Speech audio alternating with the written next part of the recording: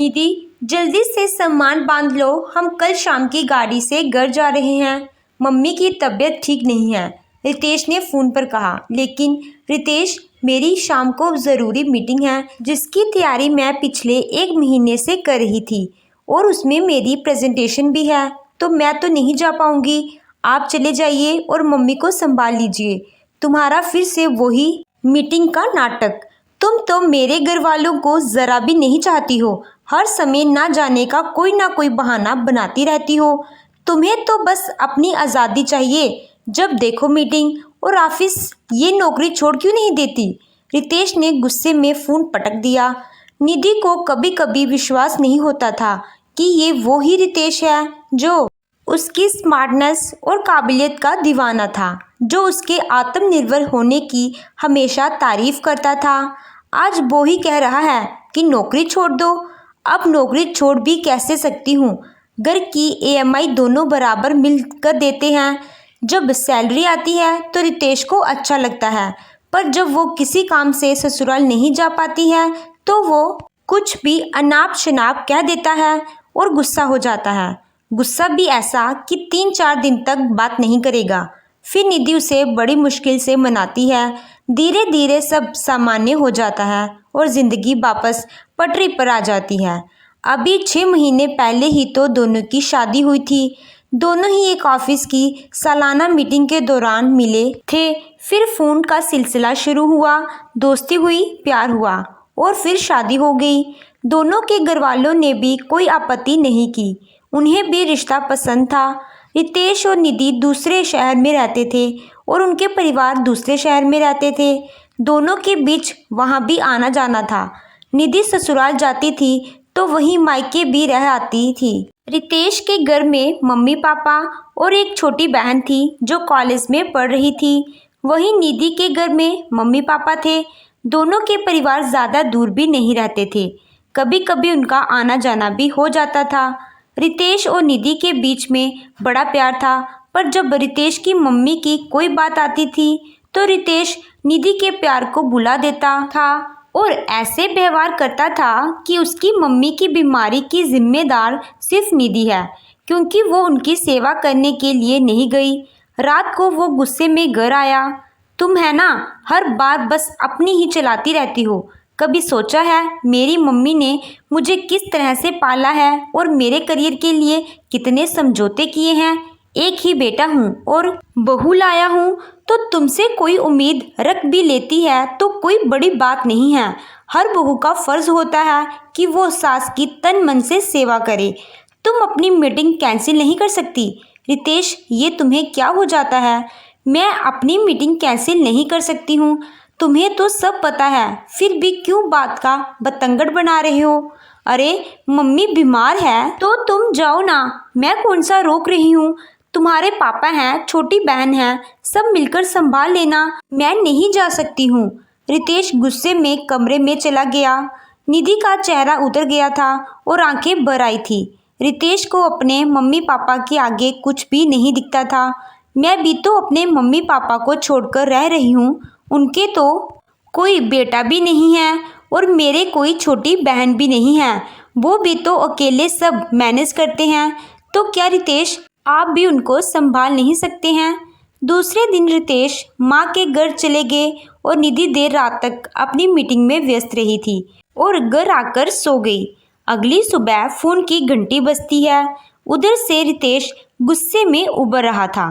तुम भी अजीब हो, मैं यहाँ पहुँच गया और मम्मी को डॉक्टर को दिखाया और तुमने हाल भी नहीं पूछे। घर की बहू हो, तुम्हारा फ़र्ज़ मैं निभा रहा हूँ, इनकी सेवा कर रहा हूँ। निधि शांति से बोलती है। मैं रात को 1 बजे घर आई थी, कल बहुत थक गई थी। अब तबीयत कैसी है? डॉक्टर ने उन्हें आराम बताया है। अब बुढ़ापे का शरीर है, जल्दी से थक जाती हैं। कुछ टेस्ट बताए हैं, वो करवाने हैं। मनु की भी परीक्षाएं चल रही हैं। जैसे तैसे खाना बना देती है। तुम कल आ जाओ। अब तो कोई मीटिंग भी नहीं है, कोई बहाना नहीं चलेगा। यहाँ सब रिश्तेदार बातें बना रहे हैं कि सास बीमार है और बहू आई नहीं है। तुमको इस वक्त यहाँ होना चाहिए था। तुम्हारा काम बहन मनु कर रही है। निधि अगले 2 दिनों की छुट्टी लेकर ससुराल चली जाती है। उसे देखकर सास ताने देती है, फुर्सत मिल गई मुझसे मिलने की। सोचा होगा अब तो ये चली जाएगी तभी आएगी। मेरी बेटी चौके में लगी है, पर तुम्हें शर्म नहीं आती है? भाभी के होते हुए ननद रसोई में पसीना बहा रही है। अब कितने दिनों की मायके में है, कुछ समय बाद तो इसकी शादी करेंगे ही, पर अभी भी आराम नहीं मिल रहा है। निधि अपने सास के रवैये से भली भांति परिचित थी, पर वो कुछ जवाब नहीं देती थी। उसे पता था यहाँ पर एक शब्द भी बोलेगी तो 100 बात सुनने को मिलेगी, इसीलिए वो चुप ही रहती थी। चुपचाप रसोई में अपना काम किया और मायके फ़ोन किया और मम्मी से बात की। मम्मी से बात करके उसके चेहरे पर पसीना आ गया। उसकी मम्मी की तबीयत पिछले 4 दिनों से खराब थी। वो बिस्तर पर थी और घर में पापा ही रसोई और अस्पताल दोनों संभाल रहे थे। उसे ऑफिस के काम थे, मीटिंग थी, इसलिए बताया नहीं, पर अब इसीलिए बता दिया कि वो ससुराल तो आई हुई है तो मायके भी मिलने को आ जाएगी। रात के खाने की तैयारी करके वो अपनी सास से बोली कि मुझे मायके जाना है, मम्मी की तबीयत बहुत खराब है, 2 दिन वहाँ रह आऊँगी। ये सुनते ही घर में कोहराम मच गया। तुझे अपनी मम्मी की पड़ी है और मैं जो बीमार हूँ उसका क्या? अच्छा, तो तुझे अपनी मम्मी की बीमारी का पता था, इसीलिए तो तू आई है, वरना तू आती भी नहीं, कोई ना कोई बहाना बना देती। तुझे अपने घर की सेवा के लिए लाए हैं या फिर तेरी माँ की सेवा करती रहेगी? मम्मी जी, मुझे मम्मी ने अभी बताया कि वो 4-5 दिनों से बीमार हैं। फिर यहाँ तो रितेश है, मन्नू है, पापा जी हैं, सब मिलकर संभाल लेंगे। और अब आपकी तबीयत भी पहले से बेहतर है, तो मैं मम्मी के पास जाकर आ जाती हूँ, 2 दिन में आ जाऊँगी, निधि ने कहा। उसकी बात घर में आते हुए रितेश ने सुन ली और अपना निर्णय दे दी कि तुम कहीं नहीं जाओगी, इधर रहकर ही मम्मी की सेवा करोगी। काम से बचने के लिए मायके जाने का बहाना मत बनाओ, तुम कहीं नहीं जा रही हो। निधि का मन वैसे ही बेचैन हो रहा था, उस पर सास और पति दोनों मना कर रहे थे। सासू माँ अच्छी भली हो गई थी तो अब जाने में क्या परेशानी है। निधि, तू कहीं नहीं जा रही है, मैंने अपना बेटा तुझे क्या दे दिया, तू तो मुझे और मेरे त्याग को बुला बैठी।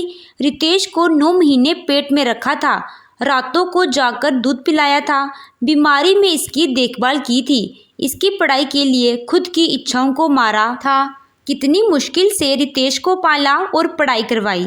आज मेरी उस तपस्या का ये फल मिल रहा है कि उसकी पत्नी मेरी सेवा करने से मना कर रही है। बहुत मुश्किल होता है पाले हुए बेटे को किसी को ऐसे सौंपना। तेरी मम्मी को तो मुफ्त में ही दामाद मिल गया। ये सुनकर निधि सन्न रह जाती है। वो फिर हिम्मत करके कहती है, मम्मी जी माफ़ कीजिए, आपने बेटा दिया है तो मेरी माँ ने भी बेटी दी है, वो भी देना आसान नहीं है। आपका बेटा तो आपके पास जब चाहे आ सकता है, जब चाहे आपकी सेवा कर सकता है, पर मुझे तो अपनी मम्मी से मिलने के लिए ही आपसे पूछना पड़ रहा है। मैं बहू हूँ तो एकदम से जा भी नहीं सकती हूँ। आपने अपने बेटे के लिए बहुत कुछ किया है तो मेरी मम्मी ने भी कम नहीं किया है।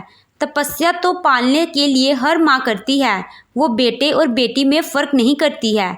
मेरे मम्मी पापा ने भी मुझे पढ़ाया है, अपने पैरों पर खड़ा किया है। मैं भी रितेश के जितना ही कमाती हूँ, पर आपकी बंदिशों ने मुझे जकड़ रखा है। मैं हमेशा से समझौता करके चल रही हूँ। रितेश से मैं प्यार करती थी और इनके अच्छे व्यवहार के कारण ही मैंने इनसे शादी की थी, पर मुझे पता नहीं था कि प्यार की और शादी के बाद की ज़िंदगी बहुत अलग होती है। दोनों में बहुत अंतर होता है। कोई भी इंसान हो, उसका असली व्यवहार साथ रहने पर ही पता चलता है। मैंने इतने दिनों अपने मम्मी पापा के सिखाए संस्कारों का मान रखा और मैं निभाती रही, पर आज मैं रुकूंगी नहीं। मेरी उसी माँ को मेरी बहुत ज़रूरत है। और निधि अपना सामान लेकर जाने लगी तो रितेश ने कह दिया, सोच समझ कर जाना, अगर आज तुम गई तो फिर घर में कभी नहीं आओगी। निधि भी हिम्मत करके चली गई। निधि मायके पहुंची थी कि उसकी मम्मी जैसे उससे मिलने के लिए ही रुकी हुई थी। निधि को देखकर उन्होंने अंतिम सांस ली और दुनिया से चली गई। मम्मी के इस तरह जाने से निधि सदमे में आ गई। अब पापा को अकेले छोड़ना संभव नहीं था। घर का हिसाब किताब करके और पापा को साथ लेकर निधि वापस शहर चली गई। वहाँ अलग से घर किराए पर ले लिया और रितेश वाले घर की दूसरी चाबी थी, वहाँ से अपना सामान लेकर चली गई। रोज़ ऑफिस में रितेश से सामना होता था। रितेश को लगता था कि निधि को इस तरह नहीं जाना चाहिए था और निधि को लग रहा था कि उसने अपनी मम्मी से मिलकर कुछ गलत नहीं किया, क्योंकि अगर वो उस दिन नहीं जाती तो उसकी माँ उससे मिले बिना ही चली जाती। कुछ दिनों से रितेश ऑफिस नहीं आ रहा था। पूछने पर पता चला कि उसकी छोटी बहन मन्नू की शादी है। रितेश ने उसे बुलाया नहीं था। हालांकि रितेश और निधि ने तलाक नहीं लिया था, फिर भी दोनों अलग ही रह रहे थे। निधि ने भी बिना बुलाए जाना ज़रूरी नहीं समझा। इसी तरह दिन बीत रहे थे। 1 साल निकल गया। निधि के पापा अपनी पत्नी के बिना ज़्यादा दिनों तक जी नहीं पाए और संसार से चले गए। निधि को संतोष था कि उसने अपने पापा की सेवा तो की, उन्हें अकेला नहीं छोड़ा। अब निधि अकेले ही रह रही थी। रोज़ ऑफिस जाती थी और अपना काम करती थी। एक दिन अपने घर में घंटी बजी तो एकदम से रितेश को देखकर चौंक गई। आज तुम यहाँ कैसे और क्यों आए हो? उसने सवाल किया।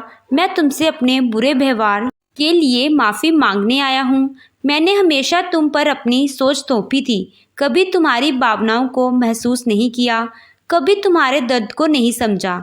तुम्हें अपनी मम्मी से मिलने तक को रोका था, पर मैं ये भूल गया जैसे मेरी मम्मी है वैसे ही तुम्हारी भी तो मम्मी है। निधि को ये सब सुनकर विश्वास नहीं हुआ। उसने यही कहा कि अच्छा, अचानक से ये भावनाएं, ये दर्द कैसे महसूस हुआ? इसके पीछे कोई तो कारण होगा, वरना तुम्हारा जैसा व्यवहार है उसमें बदलाव आना एकदम से असंभव सा है। हाँ, जब खुद पर बीतती है तभी हर दर्द का एहसास होता है। जब से छोटी बहन मन्नू की शादी हुई है सारे एहसास हो रहे हैं। वो भी नौकरी करती है पर बहुत मजबूर है।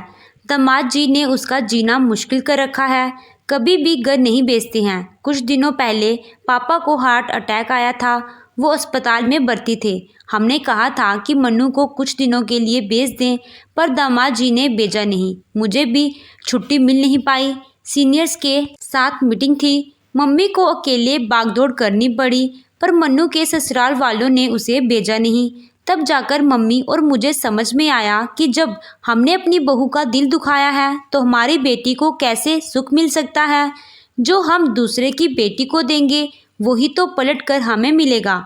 अब मन्नू मायके आने को तरस जाती है। पहले तो बाहर नौकरी करने जाती है, फिर ससुराल वालों की नौकरानी बनकर सेवा करती है। बहू दुखी है। तुम हम सबको माफ़ कर दो ताकि हमारे मन का बोझ हल्का हो सके। रितेश ने कहा तो निधि का दिल पिघल गया। आखिर उसने रितेश से प्यार किया था, यही प्यार था, तभी तो उसने कभी तलाक लेने की नहीं सोची। एक प्यार की डोर थी जिससे वो आज भी बंधे हुए थे। मुझे माफ़ कर दो, मैंने तुम्हें तुम्हारी मम्मी से भी मिलने से रोका और दोबारा घर आने को नहीं कहा, लेकिन आज मैं कह रहा हूँ कि वापस घर चलो, हम सबको संभाल लो, सब तुम्हें बहुत याद करते हैं। निधि का पत्थर दिल पिघल गया। पत्नी तो वैसे भी पति की हर गलती माफ़ कर ही देती है। वो वापस अपने ससुराल अपने घर चल दी, क्योंकि रिश्ते चाहे खून के हो या धर्म के, ऐसे ही तो तोड़े नहीं जाते हैं। दोस्तों, बहू को तकलीफ देने वाले कभी भी चैन से नहीं सो पाते हैं। दूसरों की बेटी को दुख देने से पहले सोच लेना चाहिए कि अपनी ही बेटी के साथ ये सब हो तो कैसा लगेगा। तो दोस्तों, निधि ने रितेश को माफ़ करके सही किया या गलत, अपने विचार कमेंट द्वारा जरूर साझा कीजिए। कहानी अच्छी लगी हो तो वीडियो को लाइक कीजिएगा। चैनल पे नए हो तो चैनल को सब्सक्राइब कीजिएगा। Thank you.